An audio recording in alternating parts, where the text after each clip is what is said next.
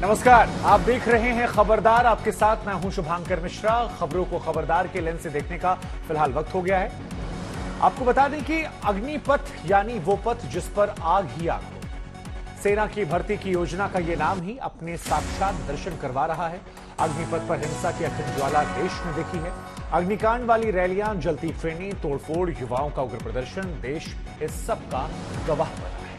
युवा अग्निपथ योजना पर उंगली उठा सकते हैं, इसका विरोध कर सकते हैं, ये उनका लोकतांत्रिक अधिकार है। लेकिन हिंसा का अधिकार इस देश में किसी को नहीं है। हिंसा अग्निपथ योजना का विरोध करने का सबसे कमजोर तरीका है। भारत वो देश है जो महात्मा गांधी वाली अहिंसक विरोध की परंपरा के लिए पूरी दुनिया में विख्यात है। आज हिंसक प्रदर्शनकारियों को बापू की अहिंसक टूलकिट याद दिलाएंगे, क्योंकि हिंसा से किसी भी समस्या का समाधान कभी नहीं निकल सकता। एक तरफ नौजवानों का अग्निपथ है तो वहीं दूसरी तरफ सरकार का अग्निपथ है। सवाल यह है कि इस योजना पर युवा आखिर इतने उग्र और सरकार इतनी ज्यादा आश्वस्त क्यों है। जिस योजना में सरकार को फायदे ही फायदे नजर आ रहे हैं, उससे नौजवानों को नुकसान ही नुकसान आखिर क्यों नजर आ रहा है। अग्निपथ पर हो रहे संग्राम में हार कौन मानेगा। पेंशन और उम्र वाला वो कौन सा पेच है जिसका समाधान करने के लिए अग्निपथ योजना को लाया गया है। इसके फायदे ज्यादा हैं या फिर नुकसान ज्यादा है। आंकड़ों के लेंस से क्या कुछ दिखाई पड़ रहा है, इस सब पर आज विस्तार से खबरदार में हम आपके साथ चर्चा करेंगे। इसके साथ ही हम आपको दिखाएंगे शी जिनपिंग का टेरर वाला लव, यानी आतंकवादियों के प्रति उनका विशेष प्रेम जो है वो कैसे निकलकर बाहर आया है। चीन ने कुछ ऐसा कर दिया है जिसके बाद यह कहा जा रहा है कि चीन आतंकवादियों की सेवा में मानो सदैव तत्पर रहता है। पाकिस्तानी आतंकवादी और भारत के दुश्मन हाफिज सईद के रिश्तेदार पर किस तरह से चाइनीज कृपा बरसी है, आज खबरदार में आपको ये जरूर देखना चाहिए। पाकिस्तान ने भी इधर चीन का सहारा लेकर अपने आतंक विरोधी नाटक को रिलीज कर लिया है और एफएटीएफ की ग्रे लिस्ट से बाहर निकलने के लिए मानो पूरा जोर लगा दिया है। पर खबर यह है कि इसके बाद भी उसे ग्रे लिस्ट में रहना पड़ेगा। पाकिस्तान और चीन की आतंकवादी जुगलबंदी को खबरदार में आज हम आगे एक्सपोज करेंगे। एक मुहावरा है कि सिर मुंडाते ही ओले पड़ना। इसका मतलब होता है कि किसी काम को शुरू करते ही कोई समस्या का आ जाना। अब समस्या तो सबकी अलग अलग हो सकती है। सेना में अग्निपथ भर्ती योजना को ही आप ले लीजिए, जिसके लॉन्चिंग के साथ ही इसके विरोध प्रदर्शन लॉन्च हो गए। आज लगातार दूसरे दिन कई राज्यों में अग्निपथ योजना के खिलाफ देश भर में हिंसक प्रदर्शन देखने को मिले। बिहार में तो कम से कम 9 जगह ट्रेनों की बोगियों को आग के हवाले कर दिया गया। हिंसा की आग फैलते हुए दिल्ली भी पहुंच गई।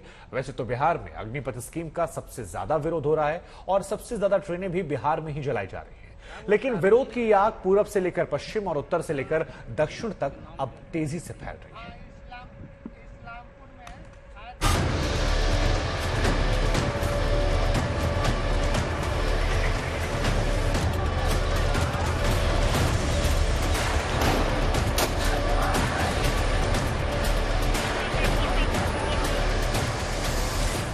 समस्तीपुर में ट्रेन की बोगियां जला दी।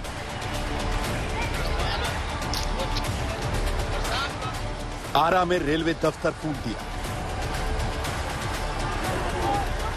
बलिया में भी ट्रेन के डिब्बे आक्रोश की आग में जले। तेलंगाना के सिकंदराबाद में तो पूरी ट्रेन ही जला दी। सेना में अग्निपथ भर्ती योजना से गुस्साए नौजवानों के आक्रोश ने रेल की पटरियों को अग्निपथ बना डाला। खासकर बिहार में, जहां अग्निपथ के खिलाफ हिंसा की सबसे ज्यादा ज्वाला भड़क रही। आज तीसरा दिन है पूरे से हंगामे का, और ये हंगामा सिर्फ हंगामा नहीं रहा, एक तरीके से आप कह सकते हैं हिंसा पूरी जगह जबरदस्त भड़की हुई है। बिहार में तकरीबन 1 दर्जन से भी ज्यादा जिलों में जो है हंगामा हो रहा है। कल हमने देखा ट्रेनों में आग लगाई गई थी गोपालगंज, कैमूर और छपरा में, और आज भी समस्तीपुर और यहाँ आरा के कुल्हड़िया रेलवे स्टेशन जो है वो आप देख सकते हैं किस तरीके से धू धू करके यहाँ पर ये बोगियां जो हैं वो जल रही हैं। और ये बिल्कुल लाइव तस्वीरें हम इस वक्त दिखा रहे हैं। हालांकि अब प्रशासन के लोग जो है, पुलिस के लोग यहाँ पर पहुंचे हैं, हालात का जायजा ले रहे हैं, लेकिन ये 4 बोगियां जो हैं वो पूरी तरीके से यहाँ पर अब खाक हो चुकी हैं। रेलवे स्टेशन विरोध प्रदर्शन के नाम पर आगजनी, लूटपाट, हिंसा और हंगामे के अड्डे बन चुके हैं।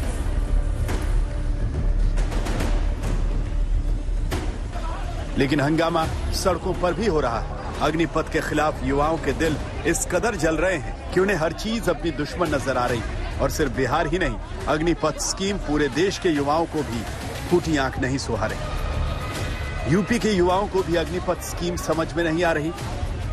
राजस्थान के युवाओं के भी पल्ले नहीं पड़ी। हरियाणा में भी युवा सेना में सिर्फ 4 साल की नौकरी के फायदे नहीं समझ पा रहे। जम्मू कश्मीर तक भी युवा अग्निपथ स्कीम से अपने सुनहरे भविष्य को नहीं देख पा रहे। पीएम मोदी के संसदीय क्षेत्र वाराणसी के युवा सड़कों पर पत्थरबाजी कर रहे हैं।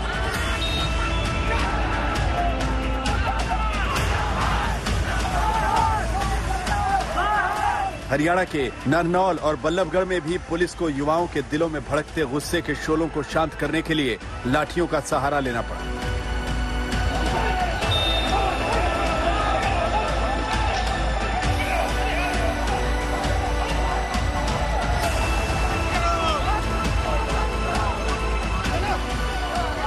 अग्निपथ के खिलाफ आक्रोश अब जंगल की आग की तरह तेजी से फैलते हुए दिल्ली पहुंच चुका है। इस देश के अंदर डेमोक्रेसी नाम की कोई चीज है नहीं है। अग्निपथ योजना जो है वो सरासर गलत है। युवाओं के साथ एक छल है। 4 साल का कॉन्ट्रैक्ट बेसिस पे आर्मी के अंदर जॉब देना, ये सरासर कहीं भी लाजमी नहीं है। क्यों? क्योंकि 4 साल में आर्मी के अंदर इंसान जाके ट्रेनिंग लेता है, तब आर्मी के बारे में समझता है। अग्निपथ के विरोध की ये आग अब दक्षिण भारत तक पहुंच चुकी है। तेलंगाना के सिकंदराबाद रेलवे स्टेशन पर प्रदर्शन के दौरान पुलिस की फायरिंग में एक व्यक्ति की मौत हो गई। कम से कम 14 लोग घायल हुए। हम हमारा रनिंग पूरा किया और मेडिकल टेस्ट भी पूरा किया, 2 साल वेस्ट भी किया। अभी बोल रहे हैं कि तुम्हारा एग्जाम कैंसिल। क्या हम क्या कैसा बकवास देख रहे हैं क्या? हम उसको कितना मेहनत किया हमने, हमारा मेहनत सब कुछ बुरा हुआ है। अभी उसको डाल के क्या करना चाहते हैं? वेस्ट करना चाहते हैं। हमारा जिंदगी देखो, हमारा फैमिली का जो सिचुएशन देखो कैसे है। इतना 1.5 ईयर से कितना खर्चा होता है। 4 साल के लिए कॉन्ट्रैक्ट पर युवाओं को भर्ती की जा रही है, गुलाम बनाया जा रहा है, उसके खिलाफ हम हैं। हमारी मांग है कि इस योजना को वापस लिया जाए, परमानेंट भर्ती की जाए। सीओडी वापस ले, बस और कुछ नहीं। उससे क्या नुकसान है? उससे हमारे देश के अब 4 साल की नौकरी सेना में दी जा रही है। कौन सी कहाँ की न्याय है? सिर्फ 4 साल बस, और कुछ नहीं। वही पुराना लागू हो, पुराना नियम हमें चाहिए और कुछ नहीं। अग्निपथ स्कीम को लेकर देश के मन में कई सवाल हैं, लेकिन अभी सबसे बड़ा सवाल है कि ये आग कब बुझेगी। आज तक ब्यूरो। अग्निपथ स्कीम को लेकर एक बात तो स्पष्ट है कि इसमें विरोध करने वाले युवाओं को अग्निपथ योजना में सिर्फ और सिर्फ खामियां नजर आ रही हैं, लेकिन सरकार को अग्निपथ में सिर्फ और सिर्फ फायदे ही फायदे नजर आ रहे हैं और वही वो दिखाना चाह रही है। हालांकि सरकार को इस योजना में कमी नजर आई, जिसे उसने दूर कर दिया है।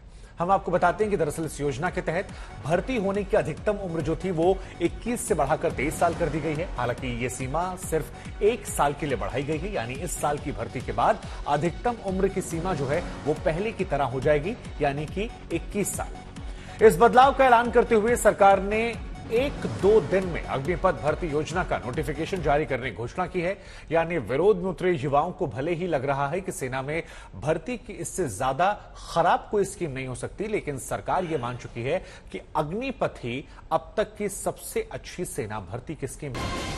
केंद्र सरकार द्वारा घोषित की गई अग्निपथ योजना भारत के नौजवानों को देश की रक्षा व्यवस्था से जुड़ने और देश की सेवा करने का एक सुनहरा अवसर देता है।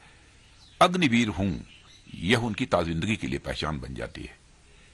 पिछले 2 साल से सेना में भर्ती की प्रक्रिया न होने के कारण बहुत से नौजवानों को सेना में भर्ती होने का अवसर नहीं मिला। यह सच्चाई है। इसलिए युवाओं के भविष्य को ध्यान में रखते हुए और उनके प्रति संवेदनशीलता दिखाते हुए प्रधानमंत्री जी के अनुमोदन पर सरकार ने फैसला किया है कि अग्निवीरों की भर्ती की आयु सीमा को इस बार बढ़ाकर 21 से 23 वर्ष कर दिया जाए। यह 1 टाइम रिलैक्सेशन दिया गया है। इससे बहुत सारे नौजवानों को अग्निवीर बनने की पात्रता स्वतः मिल जाएगी। और मैं यह भी कहना चाहता हूं कि भर्ती प्रक्रिया कुछ ही दिनों में प्रारंभ होने जा रही है। मैं सभी नौजवानों से अपील करता हूं कि सेना में भर्ती होने की वह तैयारी करें और इसका पूरा लाभ उठाएं। इतने हंगामे, इतने बवाल, इतने अग्निकांड के बावजूद सरकार अभी भी अग्निपथ योजना का हिंसक विरोध कर रहे युवाओं पर नरम रुख अपना रही है, तो क्या सरकार की कोई मजबूरी है? सरकार चाहे तो इन हिंसक प्रदर्शनों में शामिल युवाओं के पोस्टर बनवाकर शहर शहर चिपकवा सकती है।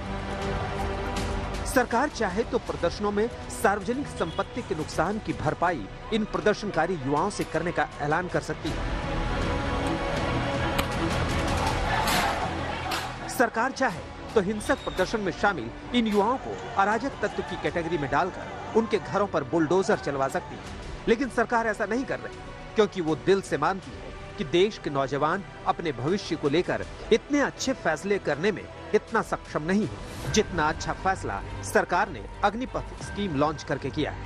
खतरों से आंखें मिलाने का हो जुनून, ऐसे हैं भारत के वीर जवान। 2 वर्ष का जो कोविड काल रहा, जिसमें बच्चे तैयारी तो कर रहे थे, भर्तियां नहीं हुई, तो 2 वर्ष का इस वर्ष छूट देने का काम हुआ है। तो ये अपने आप में बच्चों के हित में, युवाओं के हित में सरकार सोचती है, इसलिए इस प्रकार का काम किया है। मैं जानता हूं इसके पीछे राजनीतिक दल जो चुनाव में भारतीय जनता पार्टी का मुकाबला नहीं कर पा रहे हैं, वो कहीं कहीं हवा देने का काम कर रहे हैं। बताइए, इससे ज्यादा सरकार से और क्या उम्मीद की जाए, जिसने नौजवानों की समस्याओं को समझते हुए इस साल के लिए अग्निपथ स्कीम में अपर एज लिमिट 23 साल कर दी। लेकिन बस इससे ज्यादा सरकार और कुछ नहीं कर सकती। सेना में भर्ती तो अब अग्निपथ से ही होगी। आखिर युवाओं को भी तो सरकार की मजबूरियां समझनी चाहिए, जिसे अपने रक्षा बजट का 28% हिस्सा सिर्फ पेंशन देने पर खर्च करना पड़ रहा है, जिसे सैनिकों की सैलरी देने पर ही रक्षा बजट का 33% खर्च करना पड़ रहा है। बताइए, रक्षा बजट का 61% हिस्सा तो सैलरी और पेंशन में ही निपटा जा रहा है।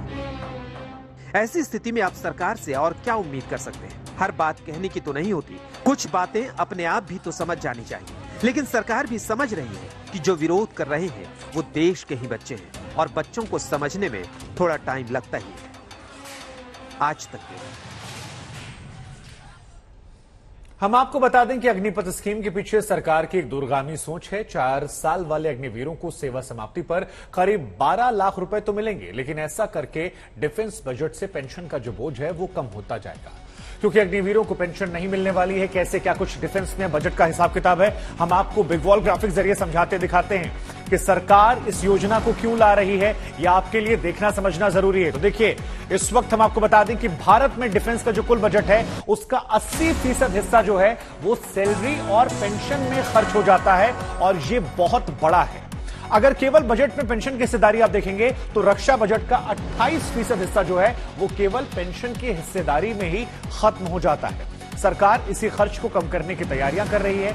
इसके पीछे कई देशों से मिली प्रेरणा भी हो सकती है। हम आपको बता दें कि भारत भले ही पेंशन पर रक्षा बजट का 28% खर्च करता हो, लेकिन दुनिया के जो बाकी देश हैं वो ऐसा नहीं करते। कैसे? तो देखिए, भारत जो है वो 28% पेंशन पर खर्च कर रहा है। बाकी देशों की आप बात करेंगे तो यूनाइटेड किंगडम 14%, अमेरिका की बात करेंगे केवल 9% पैसा जो है वो सैनिकों की पेंशन पर खर्च करता है। इसके अलावा अगर आप रूस की बात करेंगे वो तो और कम खर्च करता है, 8.2% रुपया जो है वो केवल पेंशन पर खर्च करता है। अब पेंशन पर पैसा खर्च ना करने से जो बचत हो जाती है उसे सेना को आधुनिक बनाने में खर्च किया जाता है। वैसे भी दुनिया के संदर्भ में अगर आप देखेंगे तो डिफेंस पर खर्च के मामले में अमेरिका बहुत ज्यादा आगे। कैसे आगे?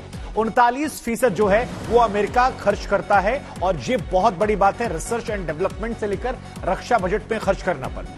दुनिया के बाकी देशों की अगर आप बात करेंगे तो चीन ये केवल 11% करता है, ब्रिटेन 4%, और भारत आते आते यह आंकड़ा बहुत कम हो जाता है, केवल 3%। और यही वजह है कि सैलरी, पेंशन और हथियारों के बीच में एक सामंजस्य नहीं बैठ पाता, एक संतुलन नहीं बैठ पाता, और भारत अब यह संतुलन बनाना चाहता है। कुल मिलाकर दुनिया के कुल जितने देश हैं वो डिफेंस बजट पर जितना पैसा खर्चा करते हैं उनमें ज्यादातर पैसा जो है वो अमेरिका टॉप पर है। बाकी हमने आपको मैप के जरिए दिखा समझा दिया।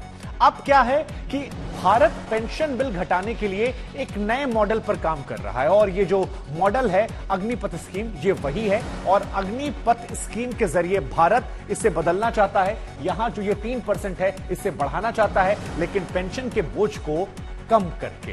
ये रिपोर्ट देखिए, आप और बारीकी से इस खबर को समझ जाएंगे।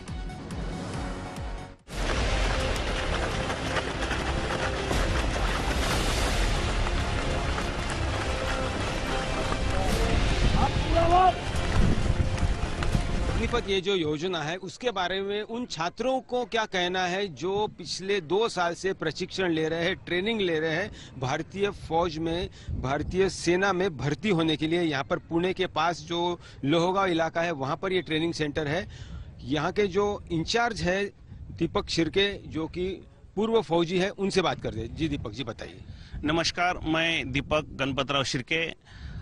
पिछले 2 साल से कोरोना की वजह से किसी भी कोई भी टाइप का भर्ती नहीं था और अभी जस्ट भर्ती कोरोना कम होने के बाद भर्ती के लिए शुरुआत हो गई। जैसे ही केंद्र सरकार ने ऐसे अग्निपथ योजना लाई है जो कि हमारे स्टूडेंट्स और पेरेंट्स के बीच में एक डर का माहौल तैयार हुआ है कि आगे क्या 4 साल के बाद कैसे होगा, क्या उसकी फैसिलिटी मिलेगी नहीं मिलेगी, उसके बाद 4 साल के बाद एक्सटेंशन कैसे होगा। जैसे 2500 में 25% आगे जाएंगे तो 75% जो करेंगे क्या। जो सपना था वो हमारा सब चूर चूर हो गया है, तो आगे क्या करेंगे। और जो तुम 12 लाख रुपए जो दे रहे हो हमें सरकार, तो 12 लाख में आजकल कुछ नहीं होता सर। 12 लाख में हम जो फ्लैट लेने जाते हैं वो भी तो 75 लाख रुपए का एक हॉल मिलता है, तो 12 लाख में हम पूरी जिंदगी हमारी कैसे बिताएंगे सर। मेरे घर से फोन आया था टीओडी के बारे में। घर वाले बोले टीओडी में भर्ती नहीं होना तो वापस घर को आया, घर में खेती करेंगे। अब टीओडी में भर्ती होकर क्या 4 साल नौकरी कर कर फिर घर आएंगे, उसका क्या फायदा। वही अपना कोई कारोबार करेंगे तो उससे अच्छा तो वही है। घर वाले ये सुनकर तो मुझे बोल रहे हैं कि कल ही वापस आ जा, तो 4 साल की ड्यूटी में क्या होने वाला है सर। इससे अच्छा अभी हम शादी कर ले। तो घर वाले बोल रहे तो किसी का तो लॉस नहीं हुआ, मेरा ही लॉस है ना सर, मैं तो बर्बाद हो गई ना। घर वाले तो बोल रहे कल ही आ जा। अभी ड्यूटी का जो भी सुना है 4 साल का जो भी बताया गया है, तो अभी इसका क्या होगा सर, मैं तो बर्बाद हो गई ना। अभी मेरे भी घर वाले ऐसे कुछ बोल रहे हैं कि वापस आ जा बोल रहे। अभी मेरा लास्ट एज चालू है। अभी जितनी देर होगी सरकार से तो हमें तो निकलना ही पड़ेगा। अभी तो यहाँ पे इतने सब कुछ सपने लेके आए थे हम लोग अपने, लेकिन अभी जब से टीओडी लागू हुआ है तो उससे हमारे सपनों पे भी थोड़ा असर पड़ता है। 4 साल की सर्विस, इतना हम मेहनत करते हैं 1-2 साल, उसके बाद सिर्फ हमें 4 साल का ही सर्विस मिलेगा। घर के लोगों का यही कहना है कि अगर तुम 12th के बाद अगर तुम झगड़ रहे हो, भर्ती होने के लिए कोशिश कर रहे हो, सिर्फ 4 साल में और भी करना चाहिए। 4 साल के बजाय ज़्यादा करना चाहिए, या फिर उनके ठोस मतलब लिखित रूप में कुछ ना कुछ चाहिए हमें। अग्निपथ द्वारा 4 साल के लिए बच्चों को भर्ती करेंगे और रिटायर करेंगे। अब रही बाहर नौकरी की बात साहब, मैं ढूंढ रहा हूँ नौकरी। 9 लाख फौजी हमारे, उनको नहीं मिल रहा है। अभी 75% बाहर बच्चे आएंगे और गवर्नमेंट जॉब ढूंढेंगे, कहाँ से मिलेगा साहब इनको। जब हमें नहीं मिला तो इनको कहाँ से मिलेगा साहब। आर्मी की तैयारी के लिए हम सुबह 4 बजे उठते हैं, 4 बजे से 7-8 बजे तक रनिंग करते हैं। 4 साल के बाद बोल रहे हैं कि 12 लाख रुपए देंगे। 12 लाख में कुछ नहीं होता। पहले 9 लाख फौजी रिटायरमेंट है, उनका ही सरकार कुछ नहीं कर रही। उसके बाद ये टूर ऑफ ड्यूटी का निकाला है, उनका क्या करेंगे। सरकार खाली बोल रही है कि हम उनको ड्यूटी लगाएंगे, अगर नहीं लगाया तो। देखिए यहाँ पे जो छात्र है उनका कहना है कि संभ्रम है, जानकारी कम है, और अधिक जानकारी इस योजना के बारे में और लिखित आश्वासन कि 4 साल के बाद उन्हें क्या नौकरी मिलेगी इस बारे में भी उन्हें आश्वासन देना चाहिए। कैमरामैन गोपाल हरने के साथ पंकज खेलकर, पुणे, आज तक। हम आपको बता दें कि देश में अग्निवीरों की सेवाओं को लेकर जो संशय है उसका समाधान करने के लिए सरकार पूरी तरह तत्पर है। सैनिकों की भर्ती को लेकर बने इस माहौल में आपको भारत और दूसरे देशों में आबादी के अनुपात में सैनिकों की संख्या पर भी गौर करना चाहिए। कैसे, हम आपको बताते हैं और आपको जानकर आश्चर्य भी होगा। आपको जानकर इस बात की हैरानी होगी कि प्रति 1000 नागरिकों पर, जैसा कि हमने यहां लिखा है, प्रति 1000 नागरिकों पर कितने सैनिक इस देश में सेवा देते हैं, तो ये आंकड़ा देखकर आप हैरान हो जाएंगे, क्योंकि भारत जो है वो इस मामले में कम है। लेकिन अगर यहां से हम शुरुआत करते हैं तो उत्तर कोरिया देखिए, प्रति 1000 नागरिकों में उत्तर कोरिया वो देश है जहां सबसे ज्यादा लोग फौज में जाते हैं और यह आंकड़ा यहां पर 50 हो जाता है। यानी हर 1000 लोगों में से 50 व्यक्ति यहां पर उत्तर कोरिया में फौज में आता है। दक्षिण कोरिया की बात करेंगे, पड़ोसी उसका, वहां केवल 12 हो जाता है। ताइवान की आप बात करेंगे तो वहां पर 7 लोग। रूस की बात करेंगे पर 1000 लोगों में, यानी 1000 में 7, 1000 में 7। वियतनाम में 5 हो जाता है। अमेरिका में तो 1000 नागरिकों पर केवल 4 लोग ऐसे हैं जो यहां जा रहे हैं। पाकिस्तान में 3 होता है, चीन में 2 हो जाता है, ब्राजील में 2 हो जाता है, और हिंदुस्तान की अगर आप बात करेंगे तो यहां तो यह और नीचे जाता है, केवल 1 हो जाता है। अब भारत यहां जो सबसे निचले पायदान पर या पिछले पायदान पर है, 1000 में से 1। इसकी एक बहुत बड़ी वजह है भारत की बढ़ी हुई जनसंख्या। भारत जबकि जो सही तुलना है वो केवल चीन से हो सकती है, और अगर आप चीन से तुलना करेंगे तो तेजी से बदलाव की जरूरत है। यहां से देखिए 1 से 2 जो है वो केवल अंतर यहां पर है। तो कुल मिलाकर हम आपको बताएं तो ये आंकड़े जो हैं ये परेशान करने वाले हैं। इसलिए वक्त आ गया है कि भारत सरकार भी अब वक्त के साथ जनसंख्या को लेकर भी कुछ सोचे, जनसंख्या नियंत्रण कानून की तरफ वो आगे कदम बढ़ाए। लेकिन इन सब के बीच में सरकार ने यह तय कर लिया है कि हंगामा चाहे जितना हो जाए इस अग्निपथ पर वो जरूर चलेगी। और दूसरी तरफ सेना भर्ती की तैयारी में जुटे युवाओं का आक्रोश जो है वो भी निरंतर जारी है। इस स्कीम में वो कौन सा फैक्टर है जो सामने आने की चाहत रखने वाले युवाओं को समझ में नहीं आ रहा, क्योंकि सेना में ये तमाम जाना चाहते हैं लेकिन उन्हें क्या समझ नहीं आ रहा। लेकिन सेनाओं के जो प्रमुख हैं, सरकार में शामिल मंत्रियों, नेताओं, प्रवक्ताओं को ये बात ठीक ठीक समझ में आ रही है। जिस योजना को सेना के अलग अलग अंगों के प्रमुख सेना के भविष्य की जरूरत बता रहे हैं, वो युवाओं को जल्दी रिटायरमेंट की तरफ धकेलने वाली स्कीम नजर आ रही है। सेना से जुड़े इस मुद्दे पर सरकार का फैसला समझाने की लगातार कोशिश जो है वो army chief Manoj Pandey, navy chief admiral R Harikumar और air chief marshal VR Chaudhary लगातार कर रहे हैं। उनके तर्कों और विरोध में उठ रही सेना के पूर्व अधिकारियों की आवाजों को हमने अगल बगल रखकर इस समस्या का एक बारीक विश्लेषण किया है। हम आपको यह विश्लेषण भी दिखाते हैं।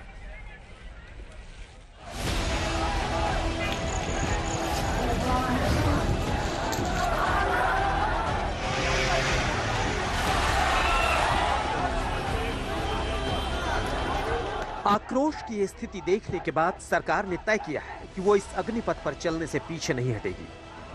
ट्रेन की पटरियों पर पुशअप लगाने वाले युवाओं ने भी तय कर लिया है कि वो भी सपनों से मनमानी नहीं होने देंगे।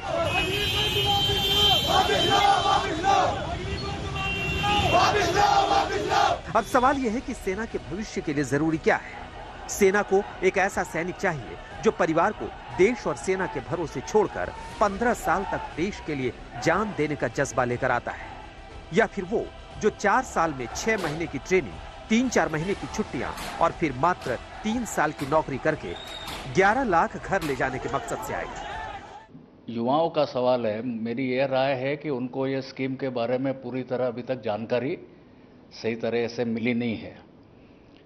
एक बार ये समझ जाएंगे पूरे स्कीम के बारे में तो उन्हें विश्वास होगा कि यह स्कीम ना सिर्फ युवाओं के लिए बल्कि राष्ट्र और भारतीय थल सेना तीनों के लिए फायदेमंद और जरूरी है।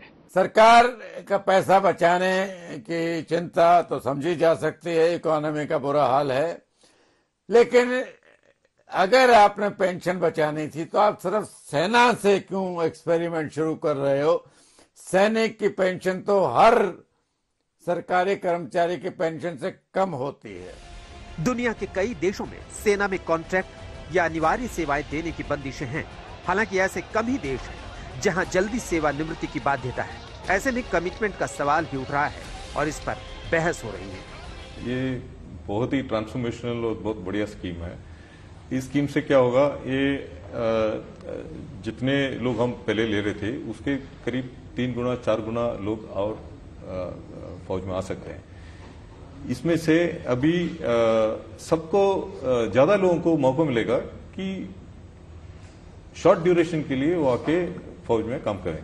युवक केवल 4 साल के लिए आ रहा है और उसको साफ तौर पर नजर आ रहा है कि 4 साल के बाद में क्या वो फौज में रिटेन होगा या नहीं होगा, क्या उसके जीवन में सॉलिडिटी और स्टेबिलिटी आएगी, क्या वो अपने परिवार को देख पाएगा या नहीं देख पाएगा, क्या उसको जो सर्टिफिकेट मिलेंगे उसके माध्यम से उसको कोई नौकरी मिलेगी, क्या ये सरकार की जो आश्वासन है कितनी हद तक खड़े होंगे, ये चिंताएं उसको बहुत सताएंगी।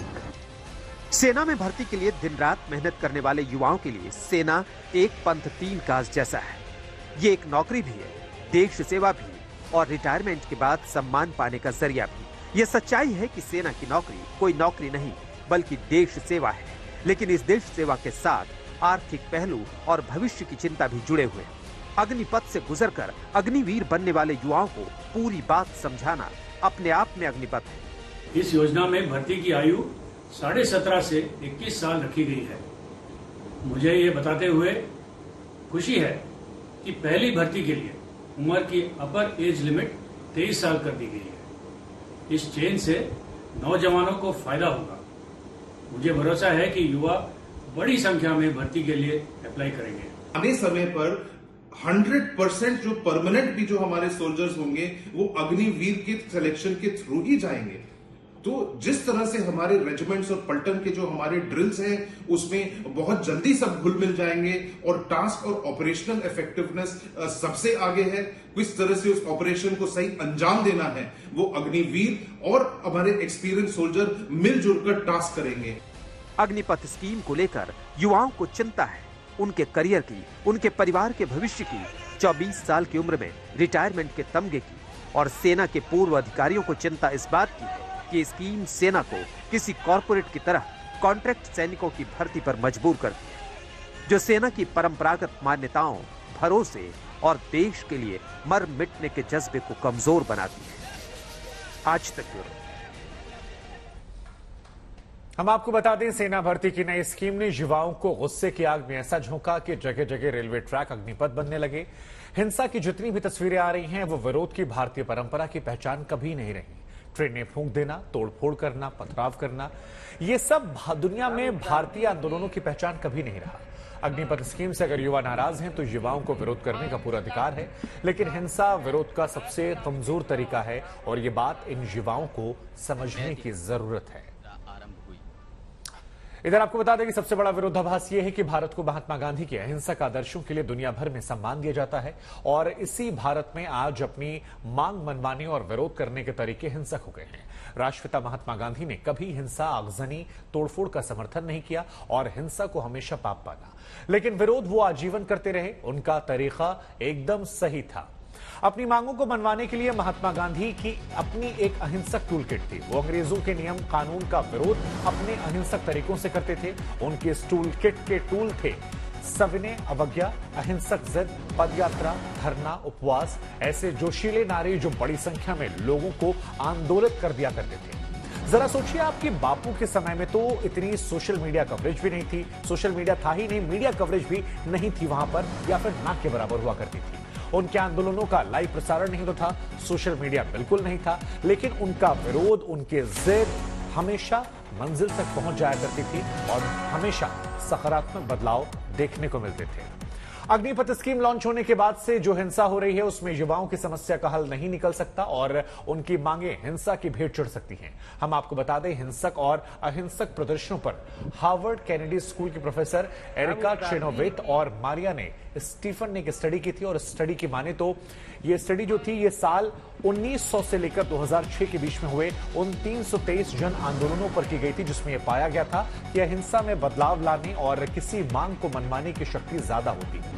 इस स्टडी में यह भी पता चला था कि 20वीं सदी में हिंसक आंदोलनों की सफलता का प्रतिशत 26% था, जबकि अहिंसक आंदोलनों की सफलता का जो प्रतिशत था वो 54% था। इस स्टडी में हिंसक आंदोलनों को लेकर एक खास बात कही गई थी और वो ये कि जब किसी मांग को लेकर कोई आंदोलन हिंसक हो जाता है तो उसके असफल होने की आशंका 50% तक बढ़ जाती है। इसका मतलब क्या है? इसका मतलब यह है कि हिंसा किसी भी विरोध प्रदर्शन की जड़ को काट देती है। अग्निपथ स्कीम के विरोध में जो हिंसा हो रही है उसकी वजह से युवाओं की असली मांगें कहीं दब गई हैं और जो पूरा फोकस है वो इस वक्त आग की लपटों पर शिफ्ट हो गया है। इन सब के बीच बड़ा सवाल यह है कि हिंसा की इस आग को आखिर भड़का कौन रहा है?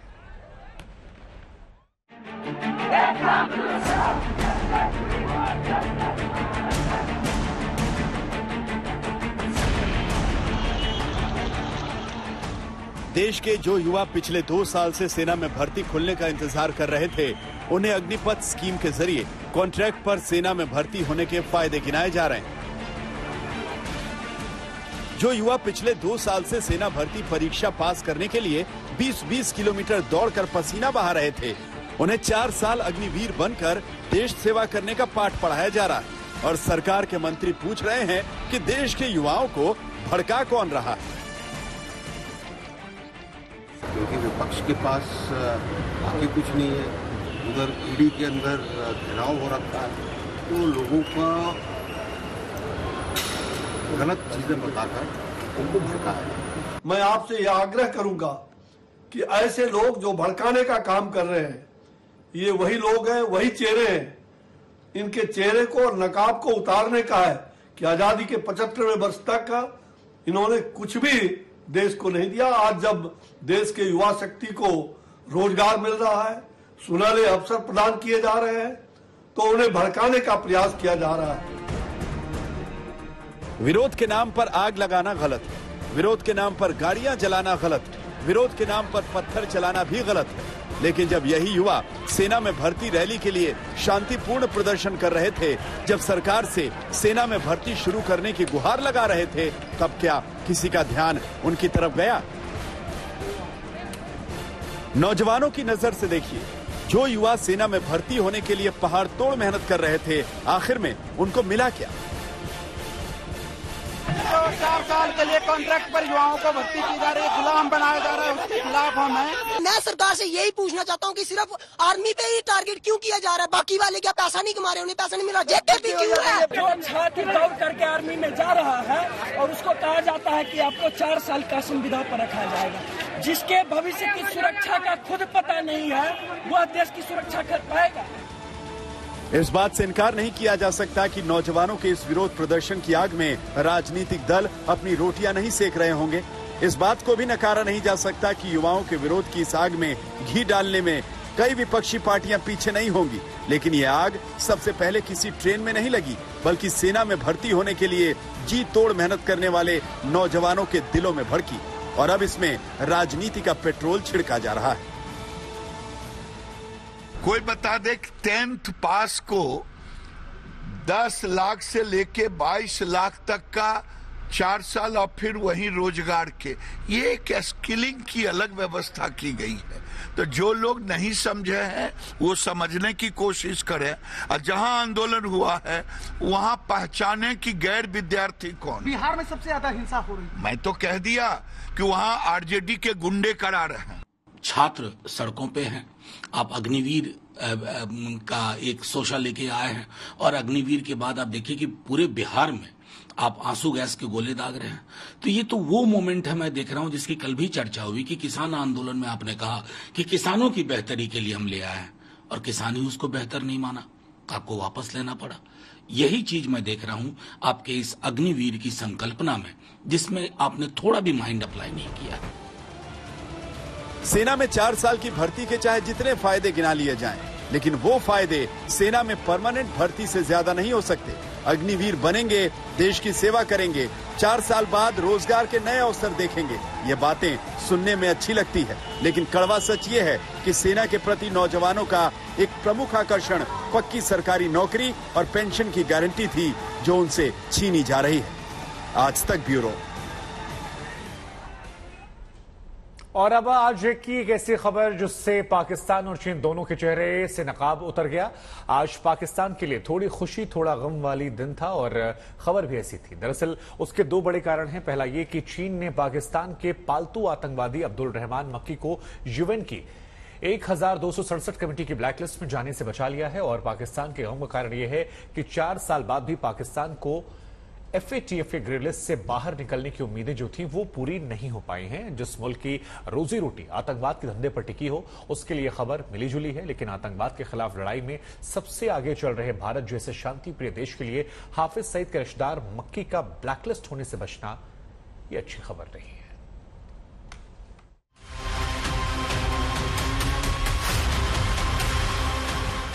पहले चीन पाकिस्तान के पापी गठजोड़ की खबर सुनिए। ये अब्दुल रहमान मक्की है, पाकिस्तान का पुराना पापी, लश्कर सरगना हाफिज का रिश्तेदार है। बस इतना समझ लीजिए, लाल किला अटैक से 2008 के मुंबई हमले तक तमाम आतंकवादी हमले करा चुका है। अमेरिका की ओर से 20 लाख का इनामी प्रतिबंधित आतंकवादी है, लेकिन इस पर प्रतिबंध लगाने के लिए अमेरिका और भारत ने यूएन की 1267 कमेटी में प्रस्ताव रखा, तो चीन ने ऐन वक्त पर वीटो कर दिया। जहां एक तरफ विश्व आतंकवाद के खिलाफ लड़ रहा है, वहीं दूसरी तरफ फिर से चीन ने पाकिस्तान का साथ देते हुए भारत और यूएस के प्रपोजल को टेक्निकल होल्ड में डाल दिया है। भारत और अमेरिका ने यूनाइटेड नेशन सिक्योरिटी काउंसिल के 1267 कमेटी के तहत अब्दुल रहमान मक्की को डेजिग्नेट करने का प्रपोजल डाला था, लेकिन चीन ने उसको ब्लॉक करते हुए पाकिस्तान का साथ दिया, यानी कि आतंकवाद का साथ दिया। महंगाई के बावजूद बीते महीने लोगों ने जमकर शॉपिंग की। रिटेलर्स एसोसिएशन ऑफ इंडिया के मुताबिक मई के रिटेल बिक्री प्री कोविड साल यानी मई 2019 से करीब 25% ज्यादा रही। बिक्री को बढ़ाने में कोरोना मामलों में कमी के साथ साथ वेडिंग सीजन और ऑफिसेस का खुलना भी रहा।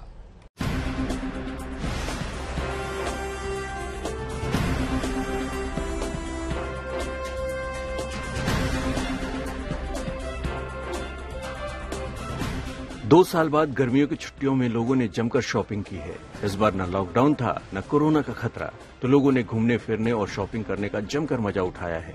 रिटेलर्स एसोसिएशन ऑफ इंडिया यानी RAI के मुताबिक इस बार मई में देश का रिटेल कारोबार कोविड पूर्व स्तर यानी मई 2019 के मुकाबले 24% बढ़ा है। इसके पहले अप्रैल में भी रिटेल बिक्री अप्रैल 2019 के मुकाबले 23% बढ़ी थी। रिटेलर्स एसोसिएशन ऑफ इंडिया के ताजा खुदरा व्यापार सर्वे के मुताबिक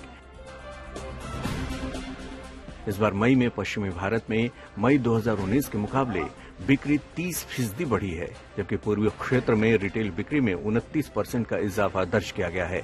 इसी तरह दक्षिणी भारत में रिटेल सेल्स में 22% और उत्तरी भारत में मई 2022 में रिटेल बिक्री मई 2019 के मुकाबले 16% बढ़ी है। रिटेलर्स का मानना है कि इस बढ़ोतरी से बाजार में हो रही ग्रोथ का अंदाजा लगने के साथ ही कंज्यूमर कॉन्फिडेंस और सेंटीमेंट्स में हो रहे सुधार का भी पता चलता है। इस बढ़ोतरी की बड़ी वजह शादियों के सीजन के साथ ही ऑफिसों में लोगों की आवाजाही बढ़ना रहा है। इन दोनों के असर से कपड़े और जूते की बिक्री का प्रदर्शन बेहतर हुआ है। हालांकि अगर महंगाई इस मौके पर खलनायक न बनती तो फिर ये बिक्री इन आंकड़ों से भी कहीं ज्यादा हो सकती थी। फिर भी महंगाई के बावजूद लोगों का खुलकर खरीदारी करने 2 साल तक झटका झेल चुके रिटेल सेक्टर के लिए बड़ी खुशखबरी है। वैसे तो रिटेल सेक्टर के सभी हिस्सों में इस दौरान बिक्री बढ़ी है, लेकिन अगर अलग अलग सेगमेंट्स में बिक्री बढ़ने के आंकड़ों पर नजर डालें तो क्विक सर्विस रेस्तरां की बिक्री 41% बढ़ी है। वहीं फुटवियर की बिक्री में 30% की बढ़त हुई है। मई में कंज्यूमर ड्यूरेबल्स और इलेक्ट्रॉनिक्स सामान की बिक्री में 15%, जबकि कपड़ों में 24% का इजाफा हुआ है। ग्रोसरी सेगमेंट में 23% और खेल के सामान की बिक्री में 24% का इजाफा हुआ है। ऐसे में अगर कोरोना के बढ़ते मामले विलेन साबित नहीं हुए तो फिर रिटेल सेक्टर की ग्रोथ में आने वाले महीने जबरदस्त तेजी ला सकते हैं। आज तक ब्यूरो।